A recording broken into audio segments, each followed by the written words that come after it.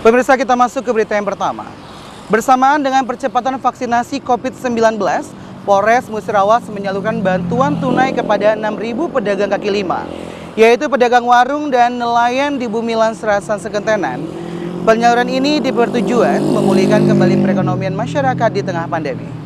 Sebanyak 6.000 masyarakat di Musirawas terdiri dari para PKL, pedagang warung maupun nelayan mulai menerima bantuan tunai dari pemerintah pusat melalui Polri yang penyalurannya akan selesai sebelum bulan Ramadan. Agar tidak timbul kerumunan, pihak Polres secara bertahap telah menjadwalkan waktu kedatangan para penerima bantuan tunai yang masing-masing menerima Rp600.000. Kapolres Musirawas AKBP Ahmad Gusti Hartono mengatakan dalam penyaluran program bantuan tunai kepada pedagang kaki lima, warung dan nelayan diberikan kepada 6.000 penerima, namun untuk tahap pertama akan diberikan kepada 2.000 penerima dengan tujuan agar masyarakat yang menerima dapat meningkatkan taraf hidup mereka dengan cara menggunakan dana tersebut sebaik-baiknya untuk pemulihan ekonomi masyarakat di Musirawas. Dan sebagai syarat utama penerima bantuan wajib telah menjalani vaksinasi baik dosis pertama, dosis kedua maupun vaksin booster.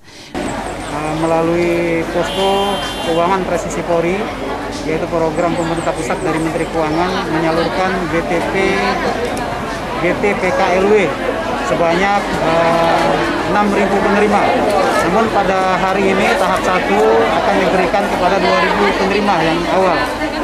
Insya Allah harapan kami dari pemerintah berharap agar masyarakat bisa menaikkan taraf hidupnya menggunakan bantuan tunai ini secara sebaik-baiknya untuk pemulihan ekonomi di masyarakat Kabupaten Musirawas. Ya, jadi salah satu syaratnya yaitu guna memutus mata rantai penyebaran COVID-19, kami mewajibkan kepada penerima untuk vaksin terlebih dahulu.